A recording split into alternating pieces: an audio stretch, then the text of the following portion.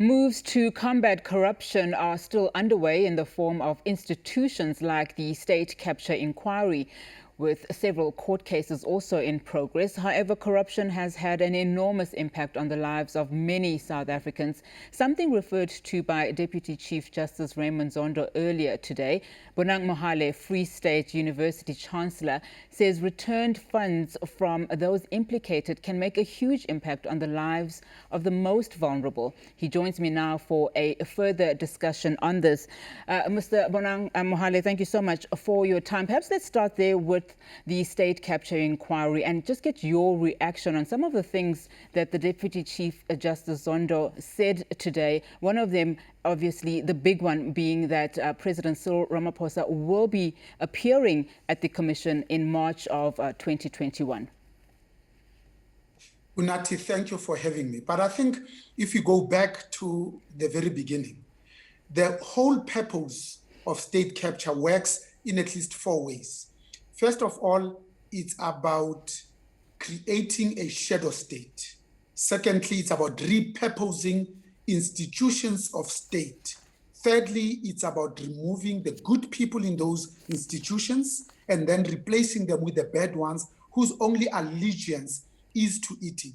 Lastly, of course, it's about getting their hands on the national treasury, feeding on the trough because they really now want to feed from a fire hose. When you consider that the amount of money that we have already lost to state capture in just 4 years, we have lost 1.5 trillion South African rands. That's 2/3 of what the South African Revenue Service collects from companies, ordinary individuals as taxpayers, but also in the 9 wasted years, we estimate that we've been siphoning off, on average, about 200 billion South African rands a year, every year, just to the 2 Zupta families. So if you were to save even a quarter of that, I think you can provide service delivery to those that are most vulnerable and indeed need it. So for me, when you think about the consequences of corruption, you have to admit that corruption, bribery, stealing, and cheating diverts money from service delivery. Often, even the goods and services that have been paid for are often not delivered. The quality is reduced. You increase the general cost of doing business. You kill competitors. You reduce our international competitiveness. We know that corruption disproportionately affects the poor because they are the ones that are highly dependent on healthcare, on schooling, on safety and security that is provided by the state. But most importantly, it also discourages foreign direct investment, but also local direct investment, and it reduces the amount locals put aside for savings. It kills entrepreneurship. It reduces planned and preventative maintenance, which means there is actually less money available for critical infrastructure that is needed in the form of electricity, in the provision of water, etc. Sis Unati. And just going back to my original question, what is important is that you have leaders who are able to come up when they're called and face the music, as it were, and speak out against corruption, and also put structures in place to ensure that those situations where we've heard happening during the commission don't ever happen again. And your reaction and your thoughts on President Cyril Ramaphosa going to the commission to, avail himself and speak about some of the things that we've heard transpire during the commission, especially because at the very back of that, the former president has been, not wanting to go to the commission itself and present himself. So you see, politicians must be listened to and not taken at face value. The former president used to say, "I want my day in court." For 10 years, he has appealed at all levels of the judiciary, up to the apex court. Now he's got an opportunity to put his side of the story at the commission that he himself initiated, the commission that he himself drafted the terms of reference. Now he's playing hide and seek. In fact, he walked out without permission the terms of which he himself wrote, and he knows that to do so, it is illegal. Now he writes to the Deputy Chief Justice to say, anyway, I'm not even coming. If you have nothing to hide, why would you not be taking the opportunity to tell your side of the story? So, Unathi, I think the idea that the current sitting president, Madam Cyril Ramaphosa, is scheduled to appear in March must be a good development, because our constitution talks about all of us being equal before the law. And I think this president has nothing to hide. Therefore, he needs to go and answer the questions that are leveled at him, even if it is accusations backed by third-party support and indeed evidence.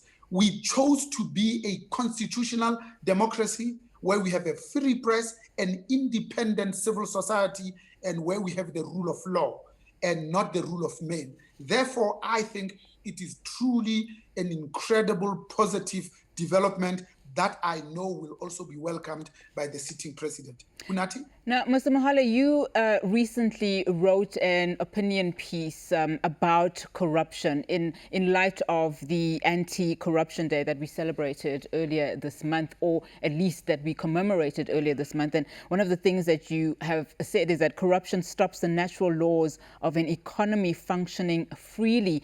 And one wonders, when looking at the State Inquiry Commission, what will transpire in that report that the Deputy Chief Justice will be writing following the conclusion of the commission, and subsequently what consequences will happen following that report?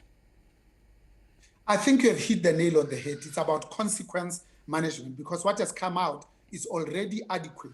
The president signed into law that the information that is released from the Zondo Commission can now be used in going after those that have bribed, stolen, and indeed cheated. Most importantly, those that are corrupt indeed to the core. That evidence needs to be put to bear.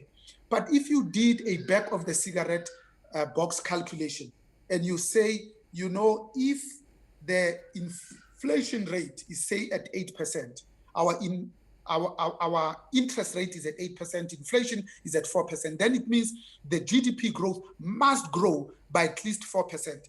The population growth is 1.5%. For the last 10 years, we have not been growing by 1.5%, which means, in essence, we have actually been going backwards. Therefore, if we want to move forward in space and in time, we have to grow this economy by about 5 percentage points in order to be able to absorb the 180,000 young graduates that get onto the job market, often with inappropriate skills. What has been the problem with this economy is that we are probably witnessing the lowest levels of confidence, trust, and hope since the Second World War. The issue is that the people on either side of the spectrum are not seeing the same picture. Therefore, they don't have the same prognosis, which means they don't have the same plan. But what we do know for sure is that stealing from the poor, the sick, and hungry cannot be allowed in any democracy. The president announces the 500 billion rands socio-economic stimulus for businesses and individuals using UIF money, and 2/3 of that in Gauteng gets used in less than a wholesome manner. A majority of it goes to corruption. It cannot be allowed. Therefore, consequence management, those that have taken things that don't belong to them and money that doesn't belong to them, those that have formed companies precisely to steal, to loot at an industrial scale, must be charged and have their day in court, and if found guilty, they must go to the other Sun City and wear orange overalls. Unathi. And perhaps one of the most poignant things that you've mentioned now this afternoon is that stealing from the poor cannot be allowed in a democracy. I mean, one of the biggest things that we've heard and we've seen is that corruption, wide-scale corruption during COVID-19, during a pandemic, related to those PPEs. And that must have damaged this democracy and how the world is viewing South Africa now. In fact, when you look at the corruption index survey, you can see that we are deteriorating and going the wrong way. In 1995, we were rated at about 56 out of 100, where 100 says you are least corrupt. Every 5 years, we have moved from 56 to 50 to 40 to now to 45 to now 40. It means that our rate of being perceived as being corrupt is actually increasing, which means other countries are reluctant to do business with us. The big private sector that is supposed to do business will need more checks and balances. Those people that are going to borrow money from us, they'll charge us more interest and indeed higher rates. And we know that the biggest borrower is indeed government. Our debt at the moment is sitting at around 3 trillion, which means we've indebted our grandchildren, not just our children. Our debt to GDP ratio is 93%. When you include the guarantees to the more than 740 state-owned enterprises and state-owned companies, that goes to 110%.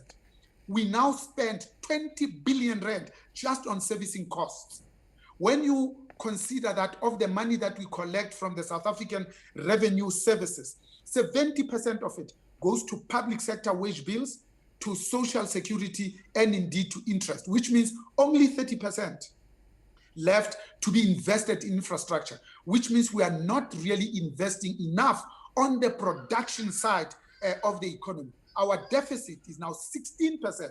Just 10 years ago, it was 4%. You can see that really we are looking at the abyss and the fiscal cliff with our eyes open until and unless we can embark on both systemic and systematic economic restructuring and reduce the public sector wage bill. I think very soon we will be unable to meet our commitment. We'll be like Brazil and indeed some African countries that have been unable to service their debts. Unati? Mr. Mohale, thank you so much for your time. Again, a pleasure to have spoken to you this afternoon.